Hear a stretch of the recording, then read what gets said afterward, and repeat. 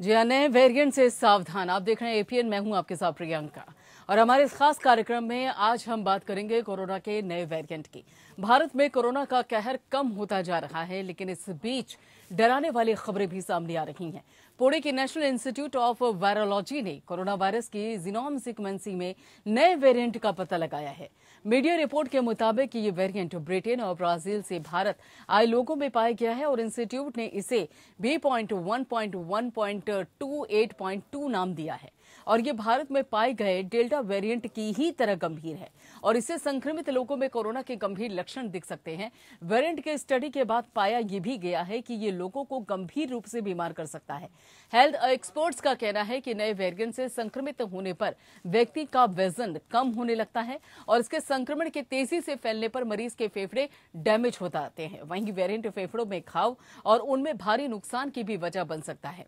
इसी इंस्टीट्यूट की ओर से स्टडी में बताया गया है कि स्वदेशी कोरोना वैक्सीन कोवैक्सीन इस वेरिएंट के खिलाफ भी असरदार है और वैक्सीन की 2 डोज से जो एंटीबॉडीज बनती हैं उससे इस वेरिएंट को न्यूट्रलाइज किया जा सकता है। इस स्टडी में कोविड के जीनोम सर्विलांस की जरूरत पर जोर दिया गया है ताकि कोरोना के नए वेरिएंट्स के बारे में जल्द से जल्द पता लगा जा सके। और जीनोम सीक्वेंसिंग लैब्स ऐसे म्यूटेंट्स का पता लगा रही हैं जो कि कोरोना संक्रमण में अचानक आने वाले उछाल के पीछे का कारण होती है। केंद्र सरकार भी जीनोम सीक्वेंसिंग के लिए संसाधनों को बढ़ाने का काम कर रही है और वहीं पर बताया यह भी जा रहा है कि इसी के मद्देनजर हाल ही में कंसोर्टियम में 18 और लैब्स जोड़ी गई हैं ताकि इस बाबत सही तरीके से जांच की जा सके। अब ऐसे में सवाल यह है कि आखिर नया वेरिएंट कितना खतरनाक है और इस वेरिएंट से आखिर बचा कैसे जाए और इसकी पहचान कैसे की जा सकती है। साथ ही सवाल ये भी है कि नए वेरिएंट आखिर ये पैदा कैसे हो रहे हैं। क्या मौजूदा वैक्सीन से नए वेरिएंट पर लगाम लगाई जा सकती है? जीनोम सीक्वेंसिंग क्या है और इसे लेकर सरकार को और क्या कदम उठाने की जरूरत है?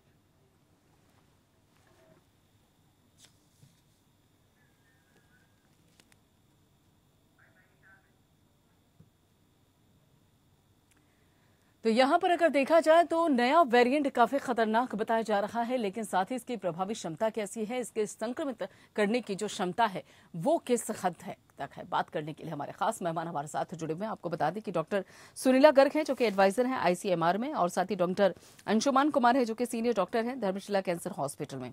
डॉक्टर सुनीला गर्ग, से पहले कि आगे के सवाल आपसे पूछे, सबसे पहला तो सवाल यही है कि ये जो नए वेरिएंट का जिक्र हो रहा है जिसको बताया जा रहा है कि B.1.1.82.2 ये जो पूरा का पूरा वेरिएंट है नया, आखिर ये है क्या? इसकी प्रभावी क्षमता क्या है? संक्रमण करने की इसकी क्षमता क्या है?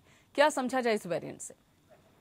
प्रियंका जी, जैसे जैसे हम आगे बढ़ते जा रहे हैं हम नए नए वेरिएंट्स को देखते जा रहे हैं। जैसे कि पहले हमने अल्फा, बीटा, गामा, डेल्टा और कापा 4 तरीके के वेरिएंट्स को हमने देखा जो कि यूके, हमारे साउथ अफ्रीका या ब्राज़ील, और हम इंडिया का अगर हम बात करें तो डेल्टा वेरिएंट जो कि काफ़ी सीरियस था। तो क्योंकि बेसिकली उसमें हम देखते हैं कि जैसे जैसे वायरस मल्टीप्लाई करता है तो ये मल्टीप्लिकेशन या तो उसकी क्षमता को कम कर देती है या वो सीरियस कर देती है।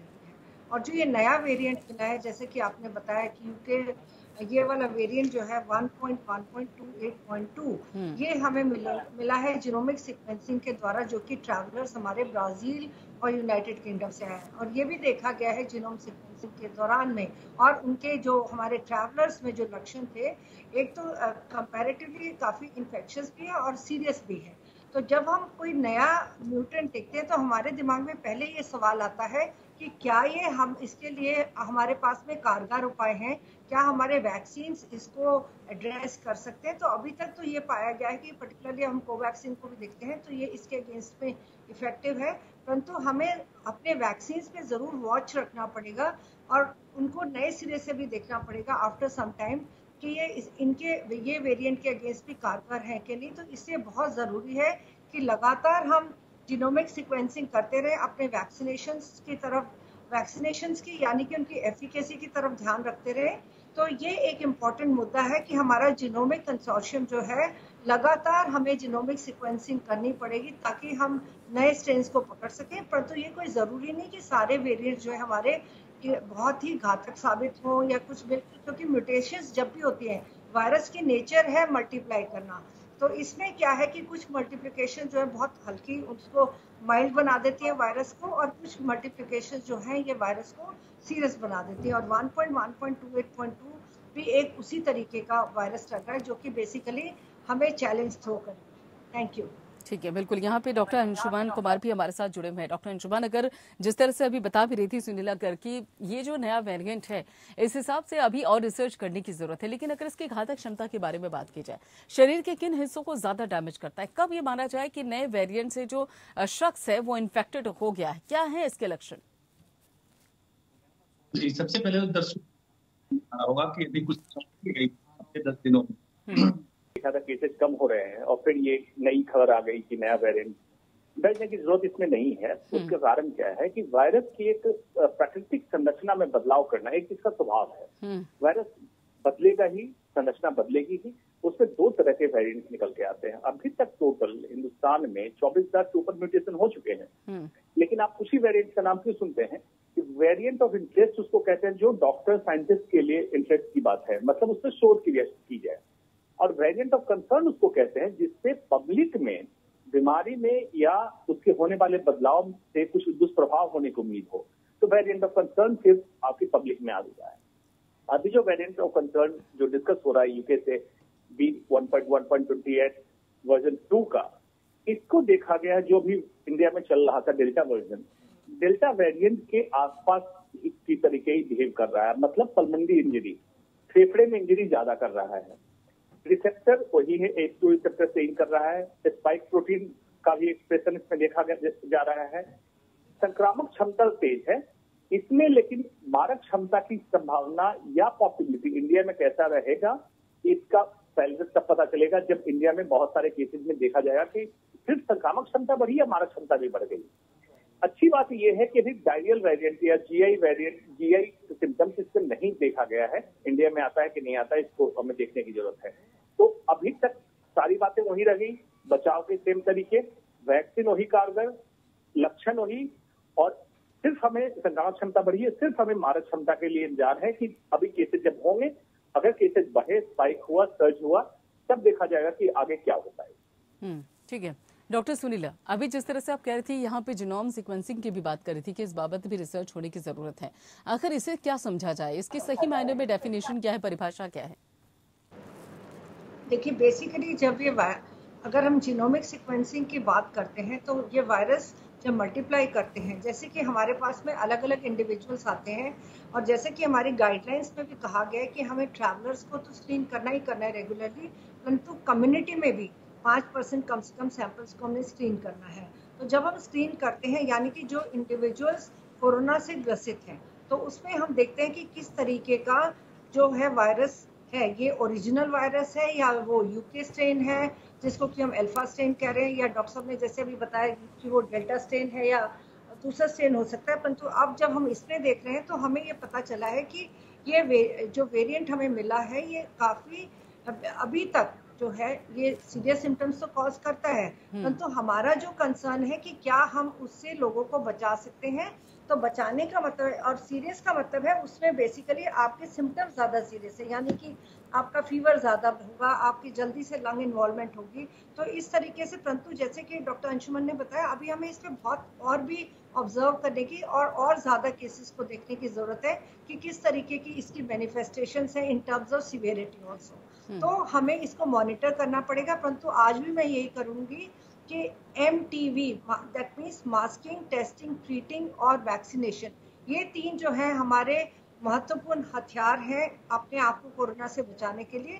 तो जल्दी से जल्दी लोग ये जो है इंसा कंसोर्शियम का काम जीनोमिक सीक्वेंसिंग करना है और हमारी नॉलेज में लेके आता है, और साथ साथ ये अल्टीमेटली वैक्सीन कंपनीज का भी काम है कि वैक्सीन कितनी कारगर है एक पर्टिकुलर स्टेज के लिए, उसको देखना। जैसे कि मॉडर्ना और फाइजर ने ऑलरेडी देखना शुरू कर दिया है अपने वैक्सीन को कि वेरिएंट्स के अगेंस्ट में कारगर है कि नहीं। तो हमें भी धीरे धीरे इस तरह से देखना पड़ेगा। और मैं जरूर डॉक्टर अंशुमन से बिल्कुल सहमत हूँ कि हमें केसेस को देखना है कि किस तरीके से वो मैनिफेस्ट करते हैं। थी कि जो वैक्सीन है उसको लेकर भी बात करने की जरूरत है, उस पर भी चर्चा करने की जरूरत है, उस पर भी ट्रायल होनी चाहिए। तो क्या मानकर चला जाए कि जो अभी भारत में वैक्सीन लोगों को दी जा रही है वो इस नए वेरिएंट पर भी प्रभावी हो सकती है क्या? जी, प्रियंका जी, जो पिछले सेगमेंट में बात कही वो पब्लिक के लिए कही कि पब्लिक को क्या करना है, पब्लिक को पैनिक नहीं करना है, बाकी सोच जारी है, बाकी ऑब्जर्वेशन हम करेंगे। लेकिन मैडम सुनीला ने जो बात कही बहुत अहम बात है। ये बात है साइंटिस्ट, अपने डॉक्टर्स और नीति निर्धारक, मतलब सरकार में बैठे लोगों के लिए क्या करना है। जीनोमिक सीक्वेंस ट्रांसपेरेंसी के साथ जितना ज्यादा करें और बताते रहें, रिवील करें। एट द सेम टाइम इनके कोलैबोरेशन में वैक्सीन वाली कंपनी पूरी तरह सामंजस्य बिठा के साइंटिस्ट के साथ उस जीनोमिक सीक्वेंस की प्रभावी क्षमता को वैक्सीन में चेक करते रहे। और वैक्सीन क्या है इसको समझने की जरूरत है। जैसे आपने एंटीवायरस बनाया कंप्यूटर में डालने के लिए, फॉर एग्जाम्पल किसी कंपनी का, और उसको देखते हैं टाइम टू टाइम अपग्रेड करते हैं, अपडेट करते हैं। क्यों अपडेट करते हैं कि नया वायरस आता है, नया कंप्यूटर में अगर सॉफ्टवेयर में वायरस आता है तो उसके लिए अपडेट किया जाता है। सिमिलरली वैक्सीन कंपनी को जीनोमिक सीक्वेंस के आधार पे अपने वैक्सीन को अपडेट करना पड़ेगा। फाइजर और मॉडर्ना ने, मैडम ने बताया ही, उन्होंने शुरू कर दिया क्योंकि उनको पूरे वर्ल्ड में ग्लोबल डिस्ट्रीब्यूशन है। तो उनकी वैक्सीन तुरंत ही बंद कर दी जाएगी किसी कंट्री के द्वारा अगर वो अपडेट नहीं करेंगे। Similarly serum institute of India और भारत बायोटेक को चाहिए कि आईसीएमआर से और सारे नेशनल इंस्टीट्यूट ऑफ वायरोलॉजी से सारे सीक्वेंसिंग को लेके अपने वैक्सीन को अपडेट करते रहे। अभी तक लेकिन जो उपलब्ध वैक्सीन है अभी तक कारगर है, इसमें कहीं कोई दो मत नहीं है। उसकी एंटीबॉडी जो बन रही है उससे न्यूट्रलाइजिंग एंटीबॉडी है, अभी घबराने की जरूरत नहीं है। लेकिन करना क्यों जरूरी है?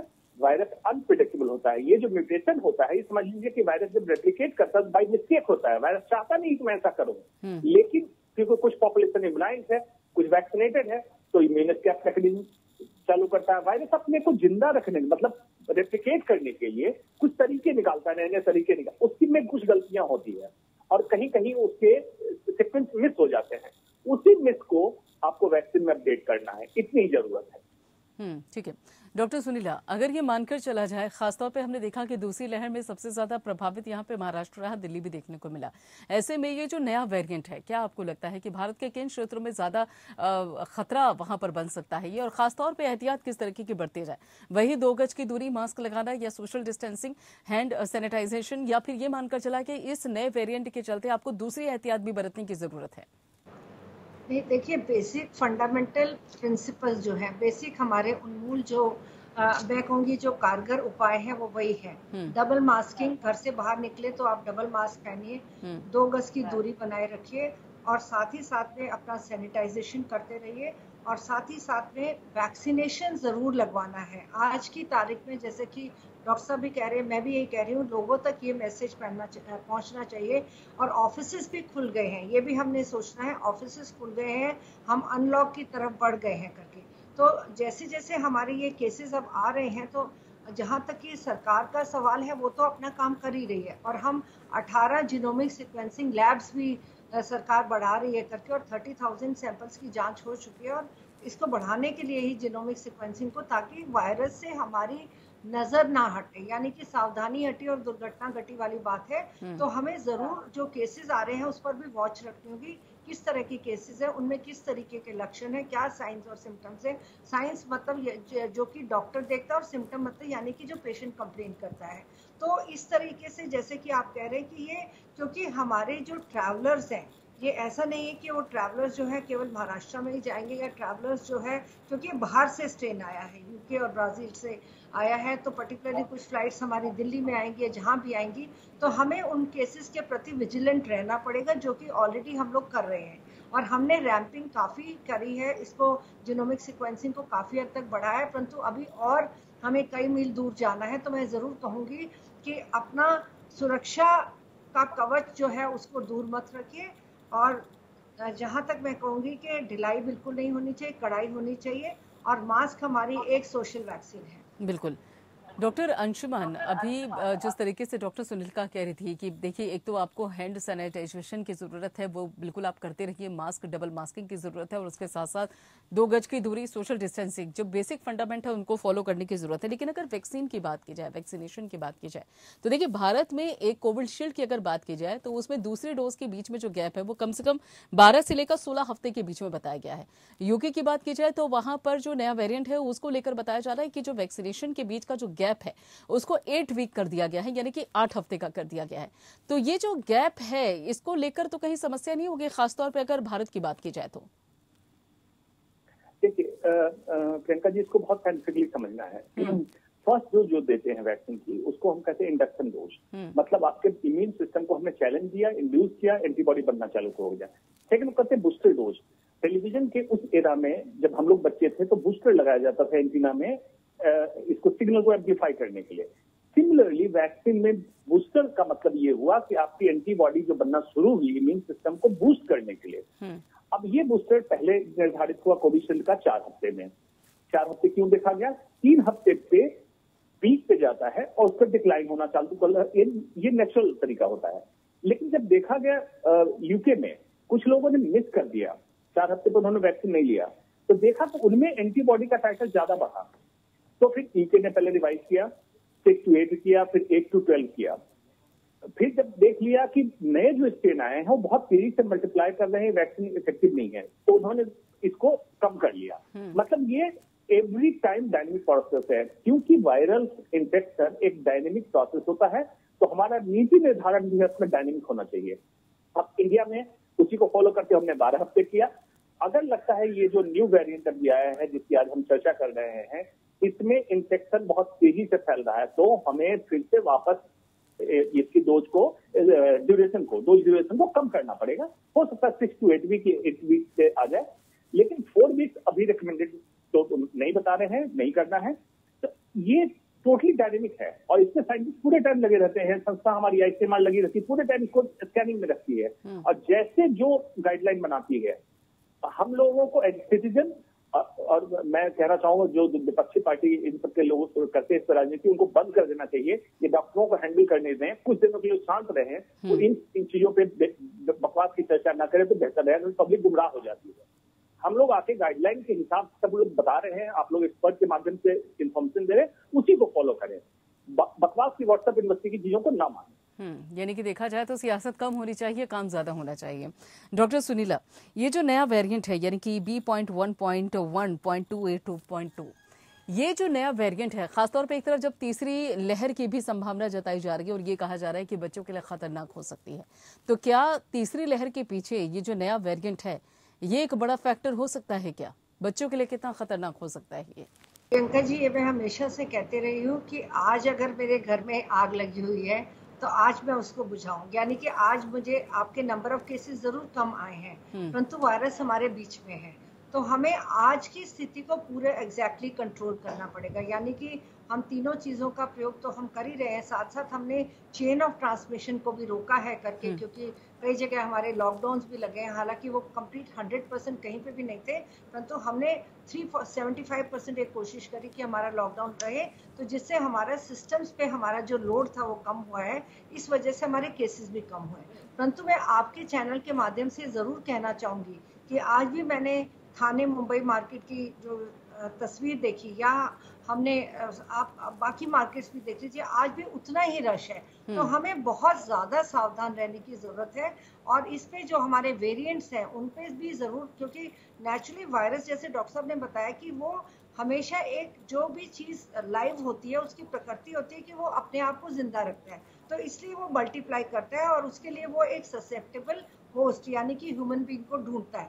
अगर वो ह्यूमन बीइंग दूसरा ह्यूमन बीइंग या दूसरा इंसान ऑलरेडी प्रोटेक्टेड है, तो बेसिकली वैक्सीन या प्रोटेक्टेड क्यों है? उसने मास्क पहना हुआ है, उसने डिस्टेंसिंग रखी है और वो वैक्सीनेटेड भी है, तो ये तो एक बहुत ही अच्छी स्थिति हो गई। तो उसमें भी वायरस नहीं जा पाएगा, तीसरे में भी नहीं जा पाएगा अगर उसने भी तीनों चीजें करी है। तो यही मैं कहना चाहूंगी कि अभी हम कुछ नहीं कह सकते अपनी तीसरी लहर के बारे में, और हमारी अभी भी काफी चंक ऑफ पॉपुलेशन में अभी भी ये कहूंगी, क्योंकि इंडिया एक बहुत बड़ा देश है। अभी आपने ये भी सुना होगा कि अब हम ज्यादा केसेस ग्रामीण एरियाज में देख रहे हैं करके, ठीक है ना। तो आज की तारीख में as a public health expert जो मैं चैलेंज देखती हूँ वो ये भी है कि मेरा बहुत बड़ा देश है, बहुत सारे हमारे जिले हैं, और उसमें जो है करीबन आधे जिलों में हम देखते हैं, हर एक जिले में रूरल एरिया है, अर्बन एरिया है। तो एक पहले तो मुझे जो मैं पब्लिक हेल्थ पर्सपेक्टिव से देखती हूँ कि हमें इन चीज़ों को देखना है, फिर जाके साथ साथ अपनी हेल्थ फैसिलिटीज़ को तैयार करना है, जो कि बच्चों को भी, क्योंकि अभी तो वायरस ने बच्चों के ऊपर असर नहीं किया है, तो हम नहीं कह सकते कि बच्चों में जो इन्फेक्शन है यूजुअली माइल्ड होती है करके। और इसके विषय में हमारा एक integrated management of neonatal childhood illnesses का प्रोग्राम बहुत पहले से बना हुआ है, जिसमें कि हमारी मल्टीपर्पज वर्कर्स या फिर जो थी हेल्थ केयर वर्कर्स, उनके जिम्मे में ये प्रोग्राम था, जिसमें वो निमोनियाज को भी देखती थी। और निमोनिया एक काफी कॉमन लक्षण है इसमें SARS-CoV-2 में, तो हमें उसके लिए भी तैयार रहना पड़ेगा। यानी कि बच्चों के लिए ट्रीटमेंट की प्रोटोकॉल्स, मैन पावर की प्रोटोकॉल, हमारे ICU बेड्स हों और मैन पावर ट्रेन हो, क्योंकि हर एक इंसान बच्चों को ट्रीट नहीं कर सकता, पर्टिकुलरली जो सीरियस बच्चे हैं। बाकी तो हम लोग कर ही रहे हैं करके, साथ साथ हम इस प्रेजेंट वेव को एड्रेस करें और तीसरी वेव की हम तैयारी साथ साथ, मतलब जिस भी फॉर्म में है, हम ये नहीं कह सकते कि आज की तारीख में बच्चे अफेक्टेड होंगे, क्योंकि हमारा दूसरा चंक भी बहुत बड़ा है करके, तो हमें अपने आप को बचाना होगा, वैक्सीनेशन। ठीक है, बिल्कुल। बहुत बहुत शुक्रिया डॉक्टर अंशुमान और डॉक्टर सुनीला, आप दोनों का इस चर्चा में शामिल होने के लिए और खासतौर पे इतनी ज्यादा जानकारी देने के लिए हमारे दर्शकों को, खासतौर पे इस नए वेरिएंट को लेकर। फिलहाल इतना ही इस बुलेटिन में। अब आगे खबरों के लिए आप जुड़े रहिए PN के साथ।